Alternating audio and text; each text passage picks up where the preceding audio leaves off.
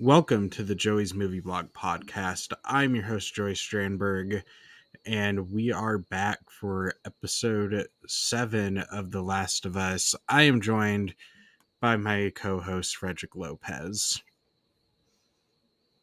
Yes, I mean they left us behind in this episode, man. Left behind. This adaptation is just amazing. What they adapt frame by frame from the video game. I mean, many of you out there watching, we've seen it. IGN's been showing like the screenshots and like the comparison videos. Another beautiful episode, but it's also an episode that is filled with tragedy as well. And it's very much a necessary episode because we know Joel's backstory ever since the pilot. This episode, we're introduced to Ellie's backstory, and that was so wonderful seeing how she got to this point that she was in when the show started, and then also the mental frame of where Ellie has been lately. You know, it was just great. And for those who've played the game, yes, this is based on the DLC of Left Behind. And for Yeah. PS4 players, I mean, they had that all bundled up. PS3, we had to wait a little bit, but yeah, but on the PS4, the remaster, they had it bundled up with that, and I'm like, wow, very rarely do you see a frame by frame adaptation, and I have to say, it's wonderful. This is one of, if not, will become my favorite video game adaptation. I don't know about you out there. Like even with the stuff they omitted, they still got a lot of things right, and they explored facets of this world and characters that I did not know needed exploring till now. Like it's definitely going to change the way I play the game now again, replaying it. Yeah, it's just the fact that they're able to take the game and expand on it, and in some ways, unpopular opinion, they make it better in some ways. So yes, and sometimes I think it goes back to the principle of like sometimes less is more, but also, I mean, we have other adaptations where they omit material, whether it be novel adaptations, other video game adaptations, but the creators here, they understand the essence of what makes The Last of Us, and they still get the important beats of what makes the characters and what they're going through. And that is very important. That's where I would say that the deviations actually do work out because they do have such an understanding of this world. Like while there are differences from the video game, it still very much is The Last of Us. It never feels like it's like The Walking Dead or something else, you know. Like it still feels very true to the world of The Last of Us. yeah, it's just the fact that we got an adaptation with this much love and care put into it. It's thank God it's good, because if this was the video game that they screwed up, I would never watch a video game adaptation again. Let's just say that this show is so damn good that I have faith in humanity. Like, there's been a lot of stuff where I'm like, I have no hope for humanity. And after this, I'm like, you know what? Congratulations. Like this is just amazing. I mean, we had I know you're a big fan of this, but I mentioned this before in the previous streams, Uncharted. Like we could have very much gotten that. But the fact, I mean, well, look at what I love about this episode too, and going into that, there's so many like nods and explorations to the video game. I mean, they didn't have to do a DLC. This is a DLC that was with the game. They didn't really have to do this, but they did it just like the letter with Bill and Frank. They explored that whole letter. That shows you how much care they have into this world to explore that. And what I love about episodes 3 and 7 right now is, well, I would argue this one is a little bit more to do with the plot as far as Ellie's backstory, but like both are kind of standalone love stories that are tragedies, right? But I find it interesting formulaically that they put it at the third episodes on the front and end of the seasons. And I think these episodes, despite the controversy, are going to be looked on in a better light. Once, hopefully, fingers crossed. Hopefully. I mean, people are going to, I mean, the actress Bella Ramsey and what's her name? Storm Reed. Storm Reed played Riley in this. I mean, they both said like, "Hey, if you don't like this, just don't watch it," and I agree. But it's one of those where like it's much needed backstory, but like it's the thematically they're similar, and I find that interesting when we're going to watch the whole season play out. That on the front and back end, we have two similar stories in two different ways. We show love in two very different ways with two different ages, and I like that. And to all the people who are complaining, come on, guys, play the video game. This was in the video game. Like, say what you Exactly. will about episode 3, but at least this was the video game. I don't want to hear him say this wasn't in the game. I mean, Bill and Frank, they explored on, and it was kind of like hinted at. This was in the game frame by frame. All the way to the dancing, the Halloween masks, the mall with the arcade, the photo booth, all the way down to Ellie's little, like, uh, destructive rampage towards the end of the episode, you know? And for that, I like it, and I do think it's a necessary episode. Yes, it's slower, but we needed this backstory for Ellie because we've already had Joel's backstory.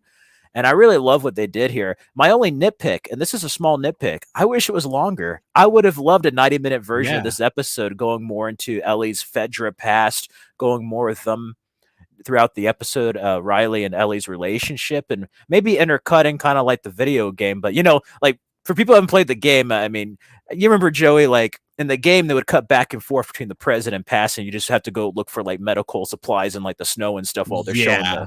the flashbacks. And I was like, that's cool if they would have done that, but at the same time, do people really want to just see Ellie just search for medical supplies for half of that? I mean, think about it. Like, it sounds good on paper and principle, but putting it into live action, it may not work as effectively.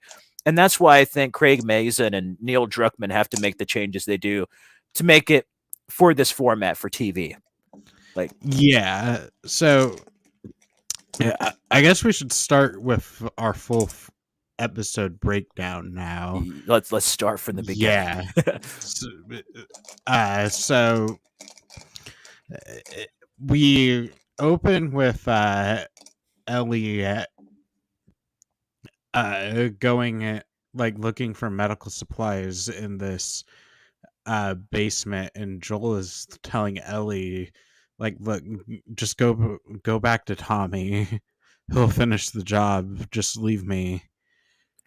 Yeah, that was rough, and Pedro Pascal's acting. I mean, like Joel was like shivering, like it was just kind of hard to watch. Yeah, He was just it's like he was just, he did not look good. he's cold and in pain, and then Ellie walks up the stairs and is getting ready to leave him, but then has flashbacks to her days in the quarantine zone, and the way the gym was lit kind of like it kind of reminded me of like the old film cameras a bit, the way the It had lighting this, was yeah, showing up. yeah, it had this the lighting and a little bit of the stuttering. Because at first I thought my TV was going out, and then I realized like that was them running the electricity in that gym. It was kind of like stuttering just a little bit, but yeah, it definitely reminded me of the old film cameras, and I love the transition and going with that.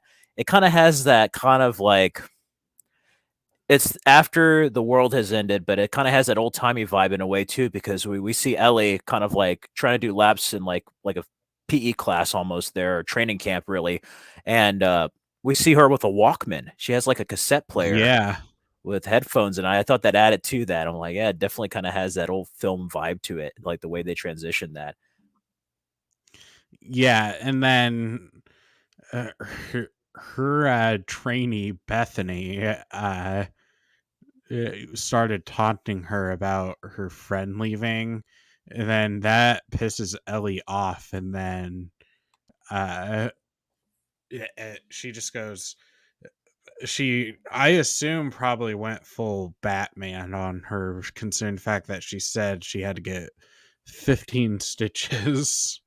Just imagine that.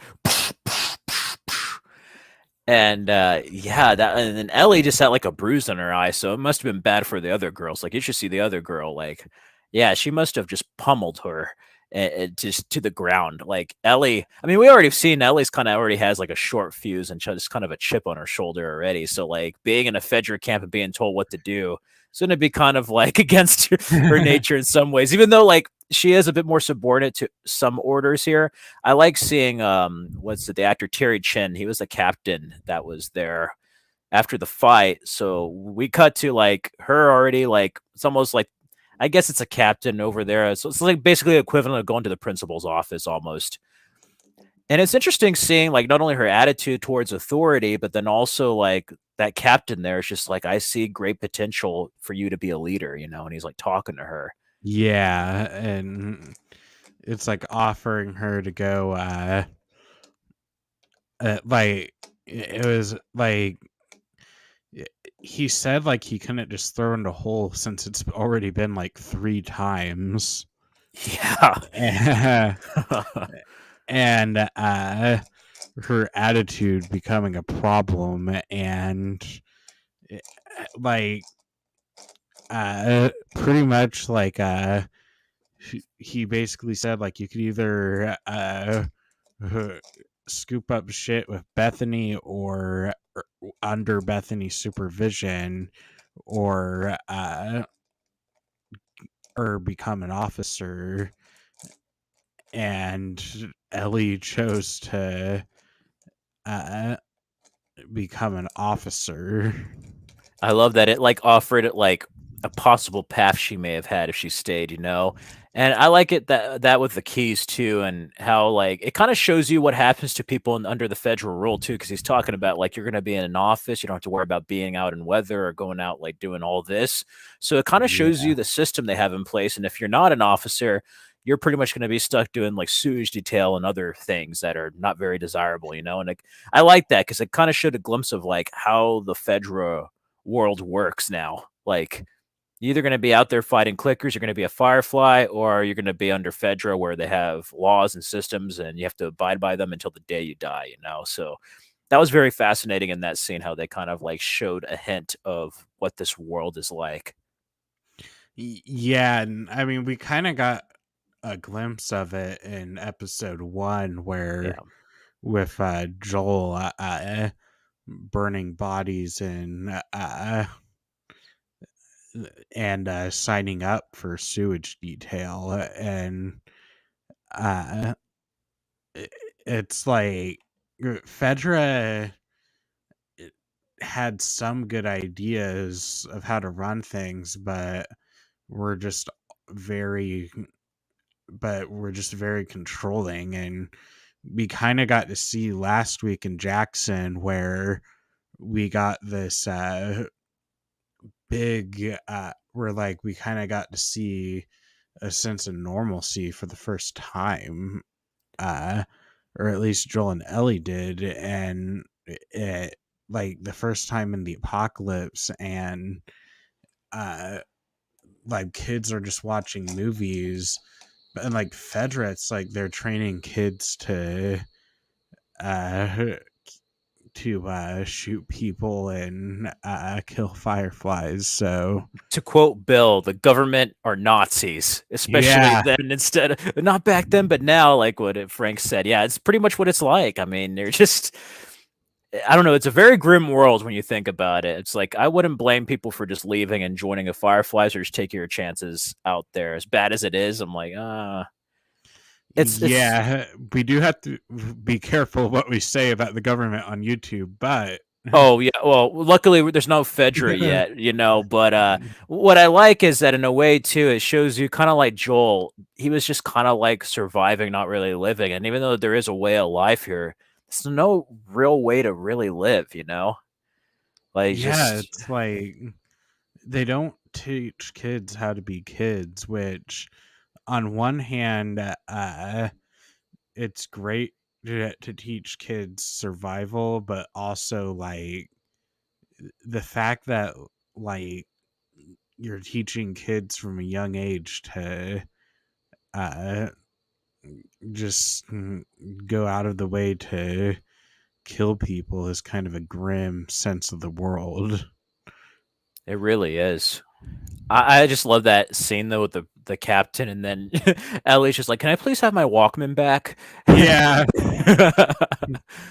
And it's great how they incorporate 80s music in this show. This one really did it like the previous ones. She had like an Aha cassette, and you had a little bit of Yeah. instrumental, which we'll talk about in a bit with The Cure. But I like how they incorporate the music. It kind of has a certain tone and feel of like it's almost like everybody's trying to grasp to like a world that no longer exists anymore in some way, you know, and they're just out here surviving. And yeah, she's like in this like room kind of barracks area, and you know we end up finding out that the friend that left is of course Riley, that Storm Reed played. And I love seeing kind of like the old stuff in this room as well. Like it might have been somebody else's room. We had a one of many hints, but we had a Mortal Kombat 2 poster there, Inner Space Yeah, poster with Dennis Quaid, Martin Short. There's like a lot of cool things from like the late 80s, 90s. And I kind of like that. That was kind of interesting. It shows you like how long ago when somebody was here, like either that or they just found like a bunch of old stuff and decided to like hang it on their walls or something. It'd be like the equivalent of us going to like a comic book store or thrift shop and getting a bunch of old comics. I don't know, but it just definitely shows you of like how long it's been since the world went under. You know that was probably like somewhat new, if not like relatively well known for the past decade, and it's been many decades since. I mean, we it's this alternate universe in a way, so we didn't have all the films we had post 2003. So that was kind of yeah, cool seeing that of like, what if the world stopped for us in 2003 and we had nothing in pop culture since then, you know? So I kind of like that little touch with the set design. And it looks a little bit different, but this is where it gets interesting too with the Left Behind adaptation is like even, hey, what's up? yeah. 4K D-Ray is in the chat. And nothing much. Just talking about Last of Us. Yeah, we're talking about the episode breaking it down, and I like how they kind of basically like, even though it doesn't look like exactly like it, they frame the settings just like the video game. It was kind of surreal, almost like deja vu at some point. And I kind of love seeing Ellie just trying to get used to sleeping on her own, noticing the empty bed there where her friend left. And they have a curfew, so they're like lights off. And it's interesting seeing them in like this abandoned city in a way, like they're in their own little bubble. But yeah, Fedra's pretty scary. I mean, in this episode, I'm kind of getting a little bit ahead, but like we see the security details, kind of like how we saw in episodes 4 and 5, or like in episode 5, like in the flashbacks before they were overruled. But yeah, I just love this introduction. I love how it takes time to set up Ellie's world here. I would have Yeah. been down to watch more of it, to be honest. But that's just nitpicking at this point. Yeah. These characters in the show is just so well done that I wouldn't mind spending more time. But I love the pacing of this and how it sets up Ellie's world at this point. And they're just like lights out, and she has to like go to bed. And I think isn't that when it like cuts to like 1 in the morning or something, like a couple of hours later, and that's where we have Riley introduced. Yeah, we get introduced to Ellie's best friend Riley, who is played by Storm Reed. She she was in the Suicide Squad as Idris Elba's daughter, and then was also in Euphoria, which is a show that I got 2 to 3 episodes in. I personally couldn't really get into, but she is a great actress, and I knew she was perfect for the part of Riley. And the way that we get to see their relationship through this episode is just so cool. And uh, she reveals that she she had been gone for a few weeks, but she reveals that in those few weeks she became a firefly. Yeah, and we see that she has a firearm, and I love it when she's introduced because she's like sneaking through the window, and then she's just trying to like kind of prank Ellie, and Ellie's like scared shitless, like she's just like, "What's going on?" She pulls her pocket knife and everything. I love that introduction, and thankfully nobody else heard in the hallway. Like it's still late at like in the middle of the night, but I love that. That was so cool because you already got to see a little bit of their dynamic of how their friendship is. You know, I mean, you see more of it throughout the episode, but definitely there, like it kind of like shows you, okay, this is the friend they were talking about. This is the way they are with each other. It's great. I love the chemistry these two have as these characters, and Yeah, and it's strange seeing that like all this is still kind of a foreign concept to Ellie. Like it shows you how much he's really gone through since this flashback episode of this night, but also like everything with Joel. Like it's kind of like, wow, really? She was considering being a Fedra officer at one point. I mean, it just seems so unlike Yeah, Ellie that we've seen so far. So it's kind of cool seeing this different side of like what could have been, and we get to see why she is the person she is today with Joel. And I love how they introduce this, and she pretty much says she just wants to spend time and like show her surprise. I think they have to like yeah, sneak out, and like Ellie's getting ready, and this was kind of scary, like the little tanks and everything with like the flashlight, the spotlights. Like they really had some heavy curfew security details in this area. Which with the creatures, with the clickers and the infected, who could blame them? But still, that was like a great sequence of the showing them go down the ladder out of the window and then like kind of explore a bit of the city. The rooftop scenes were great. I don't know, something about that was just like a video game cutscene. I just loved it. Like you just yeah, seeing two characters bond. And one thing I really love, both episode 3 and this episode are done very well. But one thing I think this has a little bit over episode 3 is that they really take the time to develop Ellie and Riley like yeah, fully. It just like it's just like gradual, gradual, gradual, and you just like for us who played the game, we know it's coming. But for those who yeah, haven't, I mean, it still is emotional. I kind of envy those who haven't played the game. I would love to watch this without like knowledge of what's going to happen. It's like I guess it's kind of like the early yeah. seasons of Game of Thrones. If you read the George R. R. Martin novels, I know what's going to happen. you know, Yeah, I like that.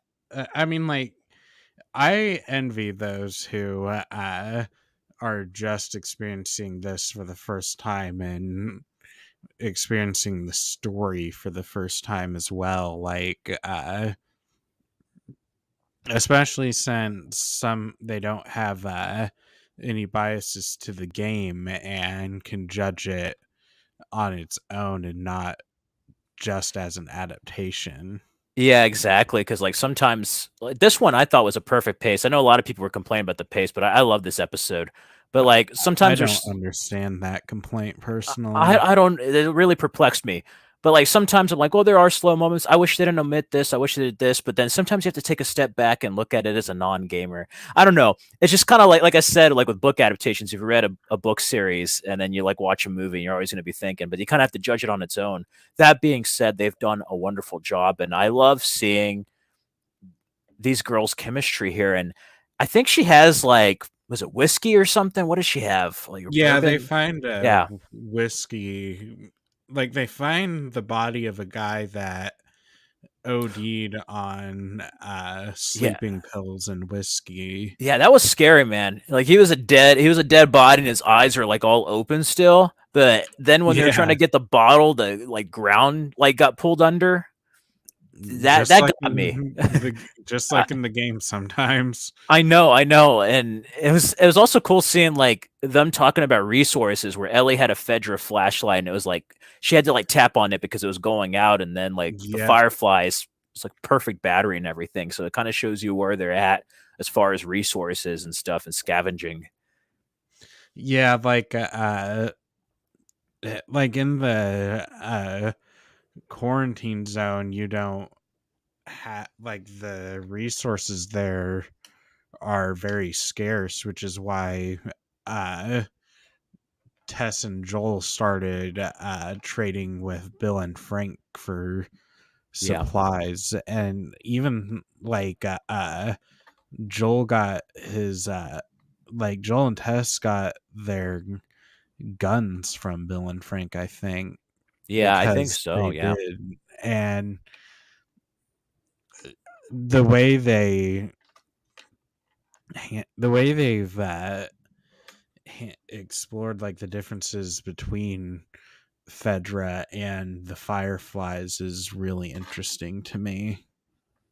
It is. It shows you not only the difference between them both, but like the kind of economic situations of this world. Like there is no civilization's gone, so what do you do? And it kind of shows you how everything works. And I just love the scene where like she jumps across the roof, well, one roof to another. They're jumping across rooftops, and Ellie decides to join in. It's a cool little montage. That very much felt Yeah. like a video game. and they're talking about like the night and how everything's been and what's going to happen next, and that is when we see like the top side of the mall. I think it's like a widescreen view. They're looking, and you can see like the top glass ceiling half of the mall, like where the way it's sunk in, like an old shopping mall. Yeah. And like the mall was pretty much just sealed off, and but they find a hole in the roof to I, sneak in through.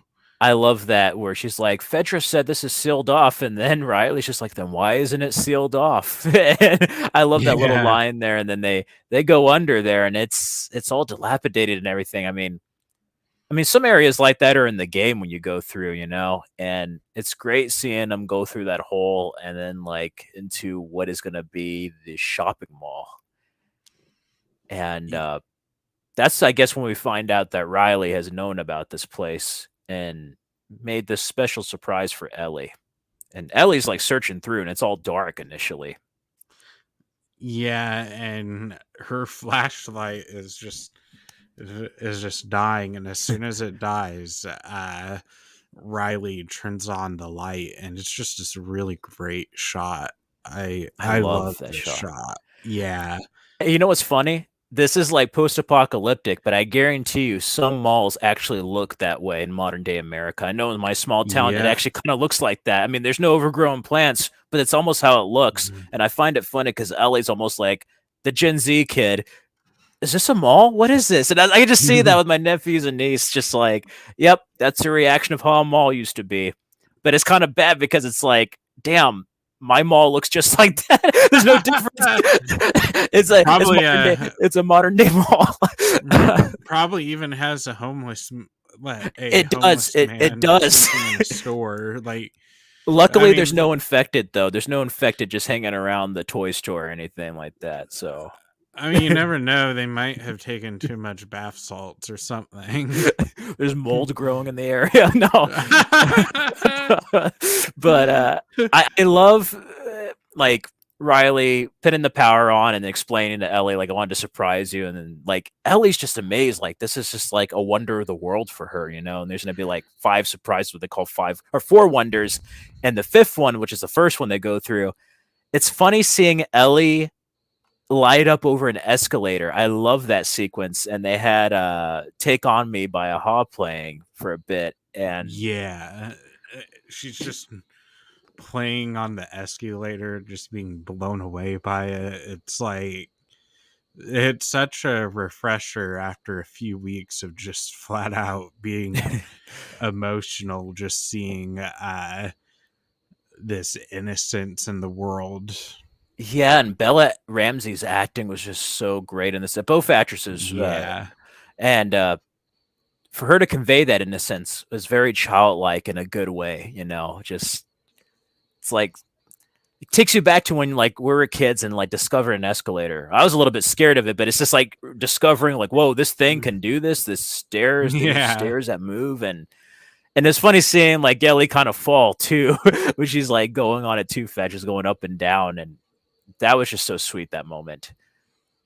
And they end up going down, and Riley helps her because Ellie stumbles a bit. Yeah.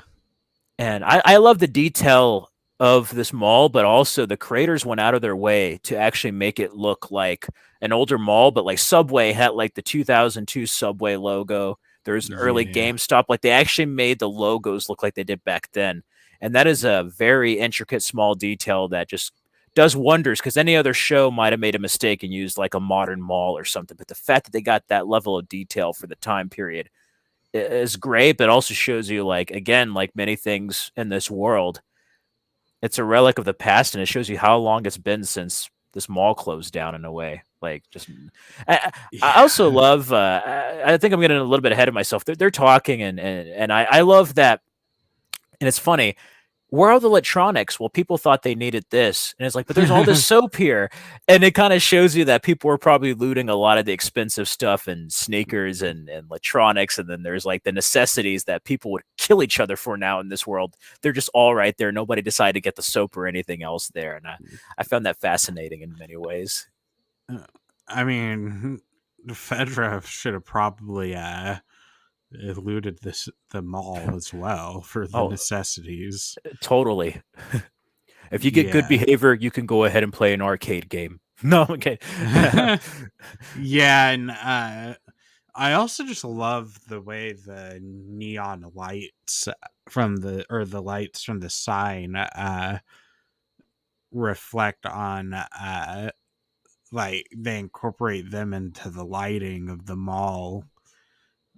Yeah, it was great how they did that on like the whole mall, and it gave it this atmosphere, and it's just done very well. Where I'm like, you see that in a video game all the time, but like it just had this certain life, and also for a brief time, this certain moment that's just kind of frozen. This is this area, and it's just Ellie and Riley's area so far, and that was so great seeing that. And I think it was also helped in the fact that like the power was out, but earlier in that city shot there was like no power, there's like no electricity, so we just saw all these abandoned buildings, kind of similar to how we saw the buildings in episode 1 at the end.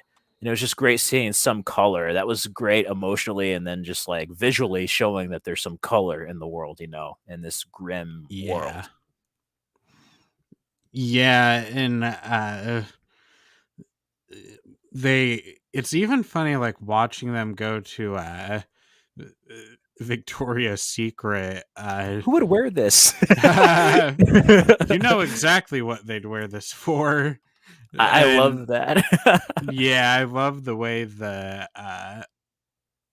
it's like I love seeing the childlike innocence, and then we go to the carousel scene. Oh man, I almost teared up at this scene. It's just the way Yeah. the slow moments in this show, the way they play was just silence. But the acting and writing is done so well, and perhaps even the editing too. And the So much, camera work. yeah, camera work. So much is conveyed. It doesn't have to be said, and I just love them talking. And then when they go around the merry-go-round, and I think I may be wrong here. I think it might have been an instrumental of "Just Like Heaven" by The Cure, but I'm not sure. It's definitely Yeah. an '80s song. Oh man, that was just. And then Riley and Ellen then just looking at each other. There's just so much that's said there, but it's just a sweet little moment, and I almost teared up. And I don't know if, I mean, I think Yeah. everybody would, but I don't know if it was the fact of that or I just we played the game, so we know what's going to happen. So it's just, it was a beautiful scene. Like that was a really beautiful scene, and they just any other show would have just rushed it, like rushed a scene like that or over edited it, and this was just done at a perfect pace. And talking about their friendship and stuff, but then also sharing this moment between each other. And so much is conveyed without being said. So much is Yeah. implied early on, and it's just like, oh, okay. There's something I deeper. also love how they kind of explore the fact that Ellie has a crush on Riley, and Yeah. I've I thought they did such a great job with that, and It felt natural. yeah, like it just feels so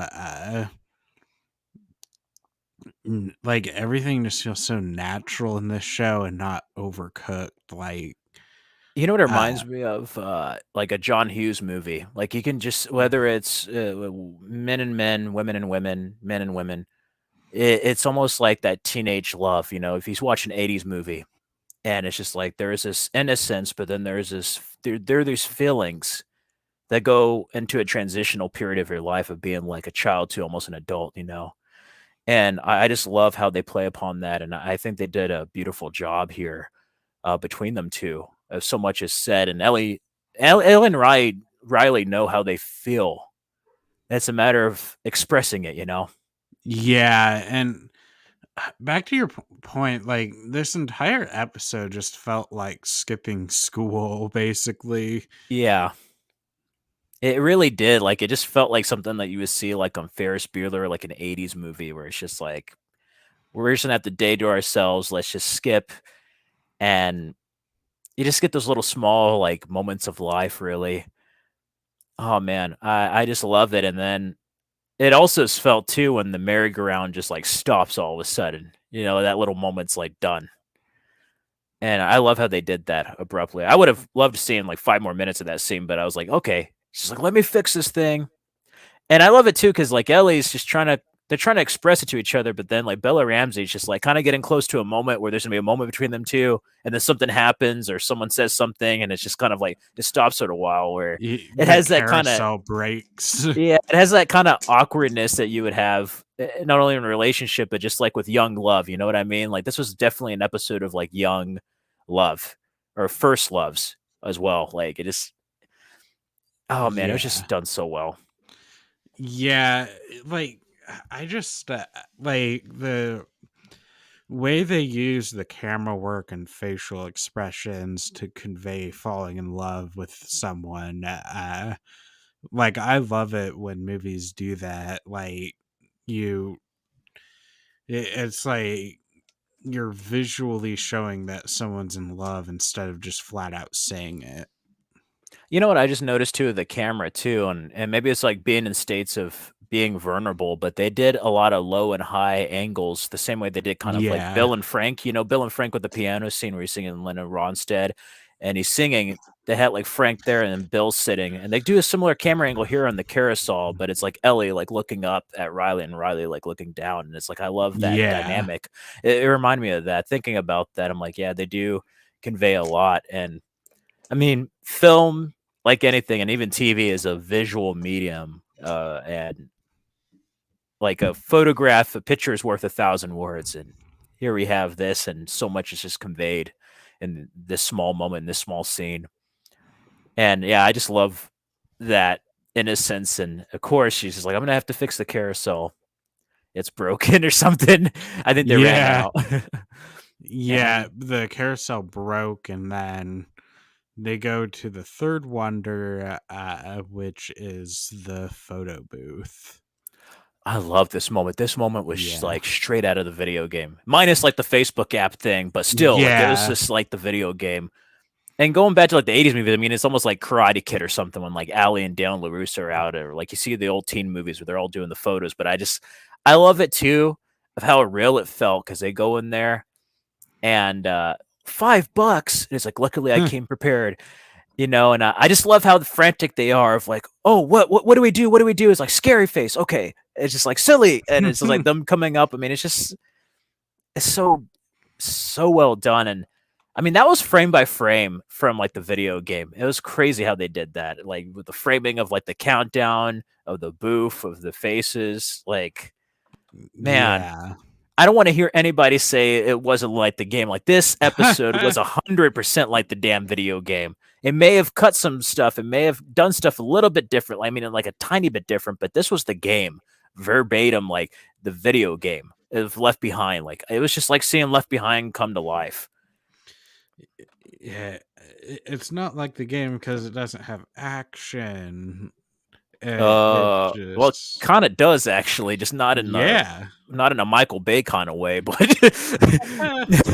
it has yeah, action, and I just love the photo scene between them, and also seeing like some of the pictures come out. You know, nobody's had any maintenance on this mall, so like it was kind of cool seeing the pictures just out of color. You know, there's kind of another good small yeah. detail, kind of like the gasoline basically deteriorating over time. You just see this black and white photos like this one's good, so they picked one that was like pretty good. You know, it's almost the equivalent of we use a printer and it starts to run out of ink, so like half of it's kind of like, oh, there's no ink, and then there's like one good side. It's pretty much what it's like. That and like the film has probably been exposed as well. Oh yeah, I didn't even think about that. Definitely, definitely. Yeah, That's how far back it was. We had the film photo booths. Now it's just like cell phone stuff. yeah, Digital. It's digital. No, but I just that was such a good scene between them two. But both actresses, like I said this before, like I honestly think writing wise and then like performance wise, 3 and 7, and among others, even 5 and definitely 6, like with the small scenes, there's going to be a lot of writing nominations, I predict, and performance. yeah, Just like Bill and Frank, Ella and I mean, Ellie and Riley do such a great job that I think they give award-worthy performances in this episode. And oh man, oh, I just Yeah. love this. And after that, what's the next wonder? Is it the arc? The arcade. I love that they even got the My same sign from the video game or the yeah, this is my favorite episode or my favorite scene of the episode where yeah. they uh go into the arcade and they play Mortal Kombat 2 I and love that. I love that. And then how they get the money, and he's like, I had to spend over an hour trying to crack this thing open, like Riley's telling her. And that was so cool too, but also like Ellie's almost it's almost like we're like discovering stuff that's older, and it's like, oh my god, this was actually real. And it's kind of cool because they probably saw that poster in their room of Mortal Kombat 2. And they're like, yeah, what was that back then? I wonder what that was like. And then now they see the arcade machine. And I mean, Mortal Kombat, that's just a pivotal moment in video game history. And then with adaptations, how they go, it's just kind of cool seeing that in The Last of Us. I'm like, that's surreal, considering this is based on a video game and they're playing a video game. I mean, how meta can you get? But I love that it was like totally Mortal Kombat 2, and they play as Melina and Raiden.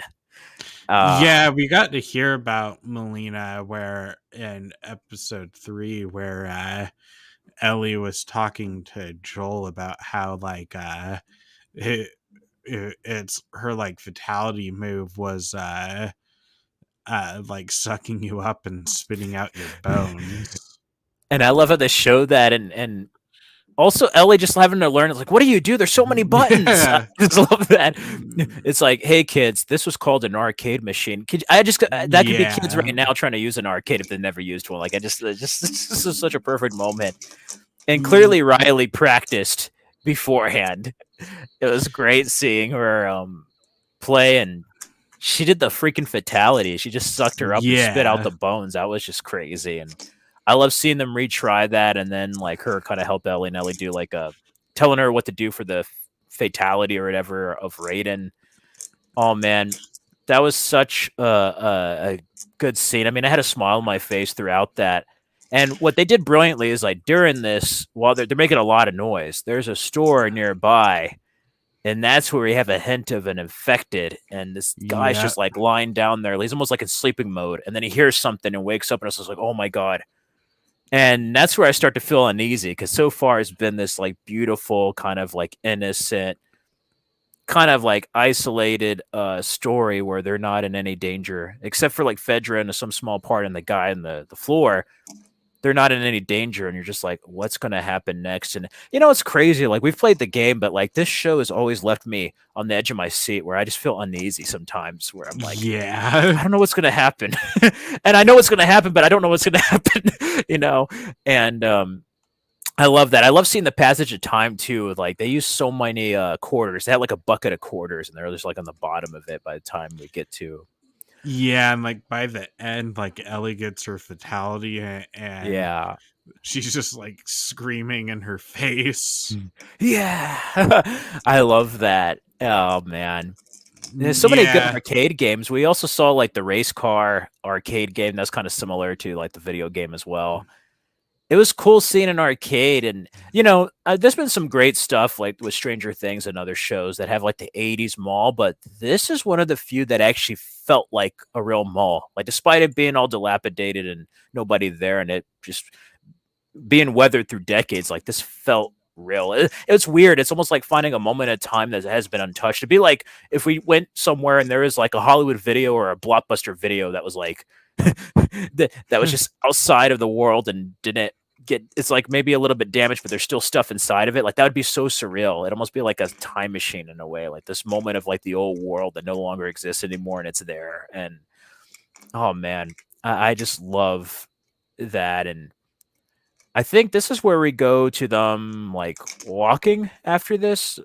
Was it? Yeah, she goes to like they walk to a kit to this food court and go into like this taco restaurant and there's this great scene where like Ellie's like, is my next surprise a taco? And uh it turns out to be the joke book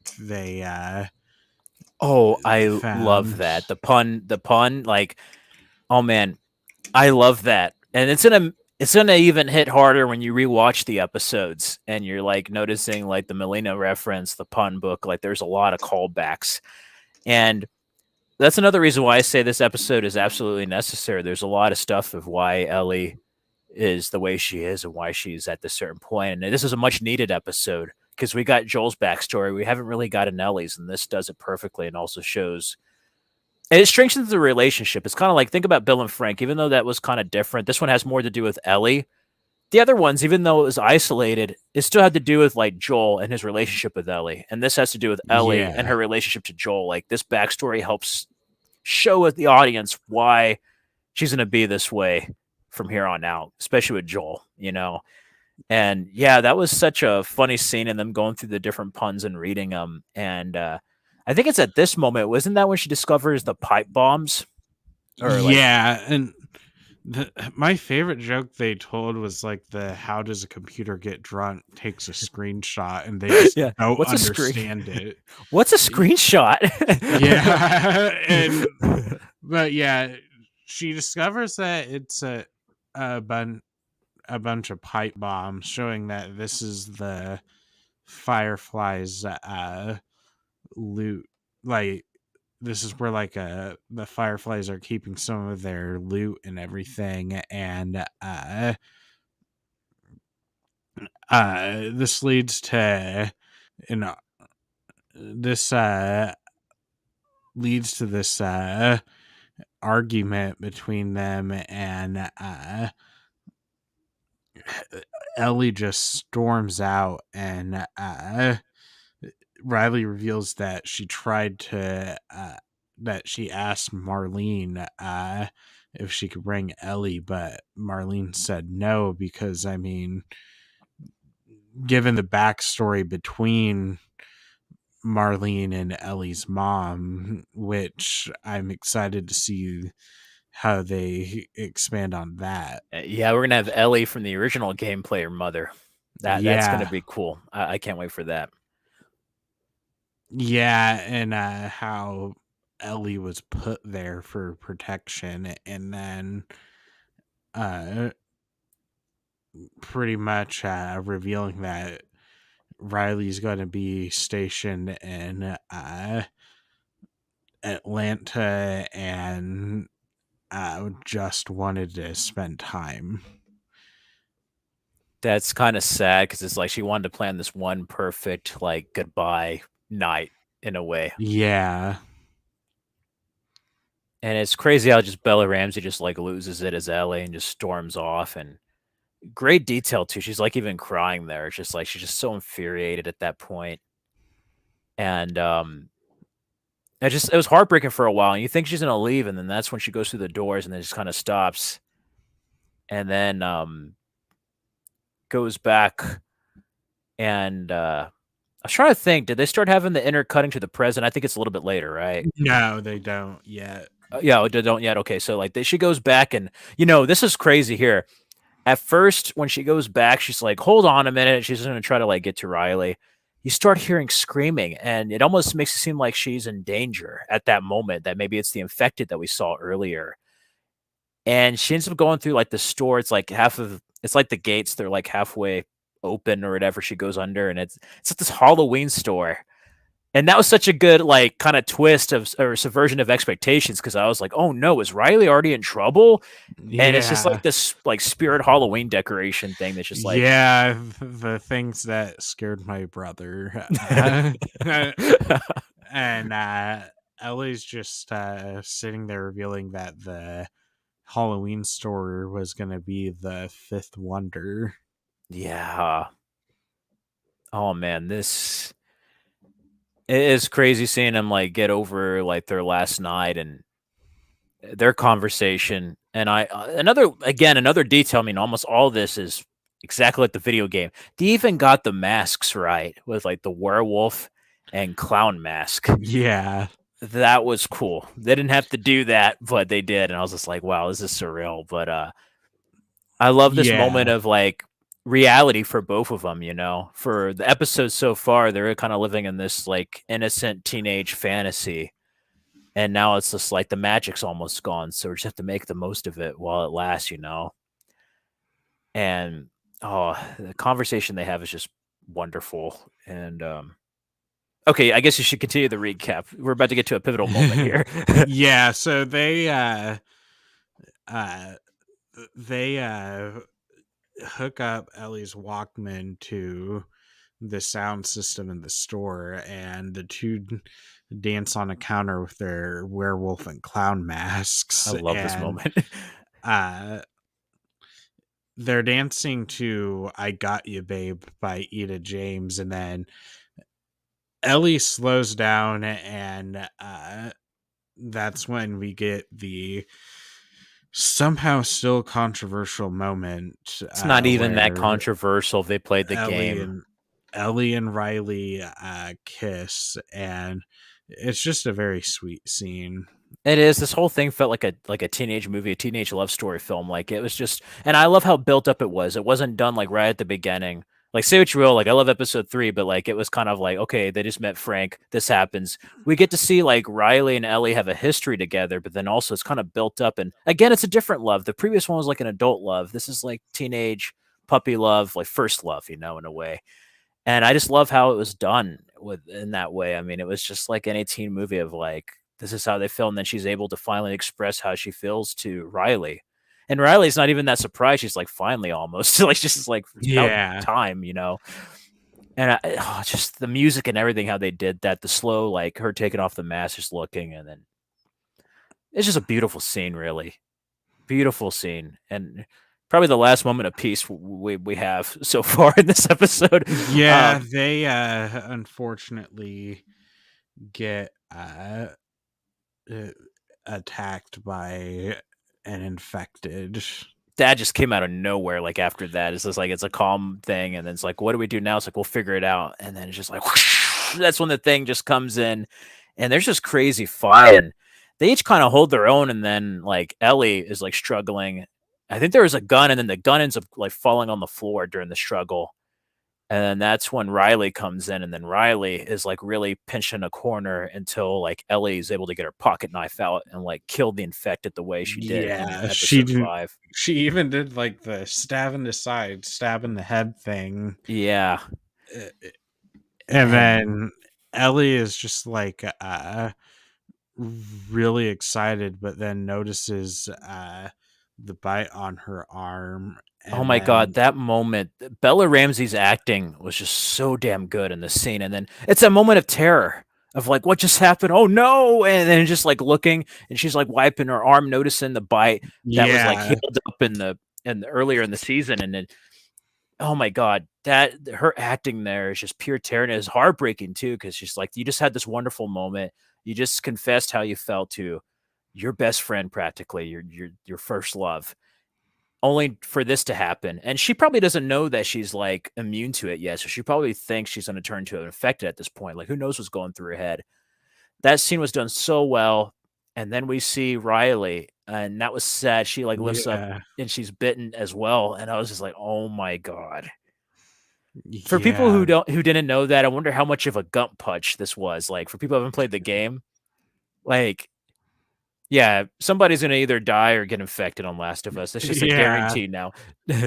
Death, taxes, and infected in this world, and it's just oh my god, the acting on these two actresses was just so good in this episode. This scene was I almost teared up, man. Even thinking about it, I'm like this is just depressing, and I think what's even more intense than that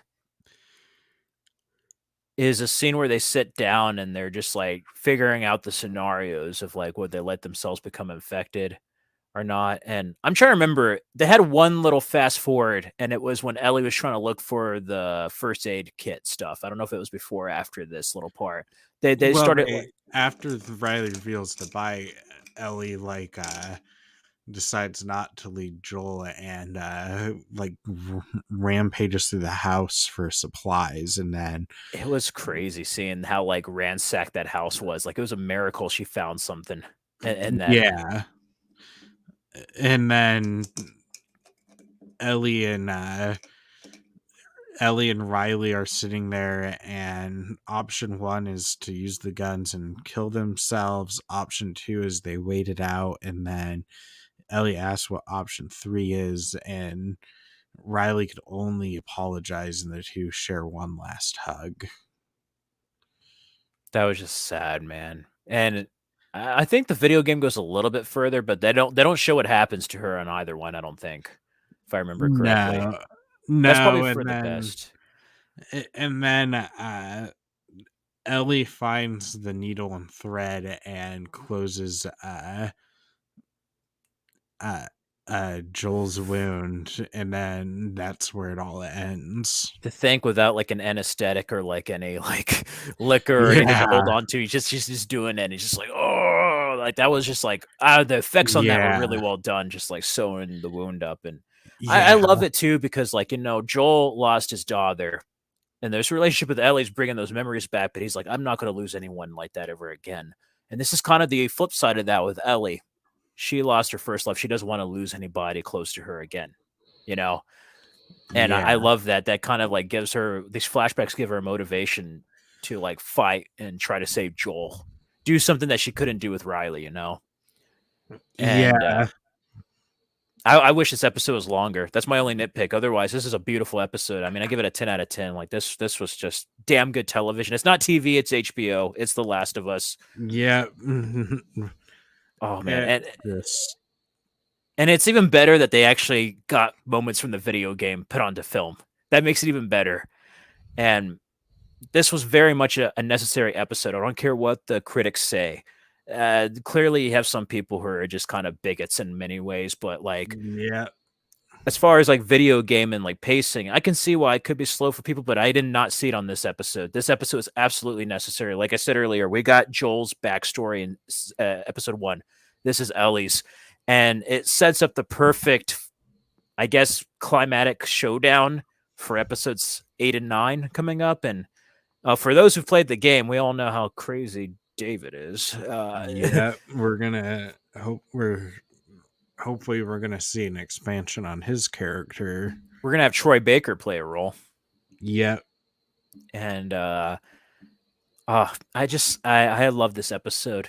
Uh, yeah, I mean, I just was just it hit hard, and that's a testament when we've played the game and we know what's going to happen, and it can still have this effect. That shows you how well done this show is. And I'm just kind of feeling a little bit of a draw now that I'm like, darn it, there's only 2 episodes left. I'm feeling a little sad. It's just like I want it to last more, but I can't wait. And I think if this show, hopefully, if it sticks the landing, I don't know how much time they're going to have. If they don't cut out too much stuff coming up, if they stick the landing, this definitely is going to be a solid first season for The Last of Us and an adaptation. Thank God. Great adaptation. One of the best, if not the best, video game adaptation. I'm going to say that right now. If they stick the landing and everything going forward, is definitely up there. Definitely like, yeah, isn't it change? I think for long form narratives for video games, like it's going to make people reassess what else can we do. Of course, it's going to be kind of like say there's like the MCU, right? And then everybody's like, let's franchise everything like that. Well, no, but if you focus on story and characters like they did, but like The Last of Us does, who knows what other amazing stories we're going to see put into a different medium. And yeah, I'm already predicting that it's going to get writing and costume, set yeah, design, cinematography, just everything. It's going to get a lot of nominations. I'll be shocked if it does not. So far, it's a yeah, show of 2023 for me. Mandalorian premieres tomorrow, so we'll see. We're gonna have yeah, Pedro Pascal protecting children. We're gonna have a yeah. little bit of an overlap, but yeah, I love this episode. What about you? I mean, how was it? Like, I know you were looking forward to this episode as for the Left Behind. I absolutely love this episode. This is one of my favorite episodes so far. Though I don't think there's any weak links in this season so far. No, like, well, because like, there's a lot of stuff. I'm like, I wish I didn't cut this. I wish I didn't cut that. But I'm like, you know what though? As a TV show, think about it. Think about how to be adapted. Because like that's one thing I had to kind of ask myself early on in some things because I wanted to see certain things or how it play out. But I'm like, yeah, Fred, but like 72-hour video game doesn't exactly translate the same onto TV. You got to think about it story wise. And I think story wise, because I mean, there's action in the game, but it was really just like passing moments. It didn't have that much action as people remember. For some reason, people are thinking The Last of Us is like World War Z or something crazy. I don't know if we have like a Yeah. Mandela effect going on, but that was a very story heavy video game. And so far, they got in the pure essence of it. And in most ways, frame by frame, the video game. I mean, I'm waiting for the Blu-ray where they're gonna have like a little featurette that just shows the video game and the show and just all the moments they got from the video game side by side. Like I'm waiting for that. Yeah, the way they're yeah, hand like the way they have stayed so close to the video game but don't make it feel so like don't make it feel like a Lion King situation where it's just the same story and the same emotional beats, but they don't hit as well. Yeah, that very much could have been a poor remake of the video game. And so far, I mean, I like both for different reasons. And going with the episode too, you know what? One thing I loved about this season, this series so far, is in the season is that each episode, and I said this earlier, I think, on another stream, each episode's kind of had its own flavor. Like I like all the episodes for different reasons. They all have a different feel to them. And I kind of love that. I kind of, it's much like Yeah. this world. There's just so much to it and so many layers. And it'll be interesting to see how they end it. And it'd also be interesting to see how they move forward with The Last of Us Part 2 being adapted. And Yeah. hopefully the people who found that controversial do not watch the show. I'm just saying that right now. Yeah, they just some people just need like They need a chill pill. Just like if you don't like it, just stop it. Like seriously. And I yeah. always laugh because that people always complain. I'm like, and yet you here are watching the show you're complaining about. Like it's Yeah, like the show's a massive hit for HBO.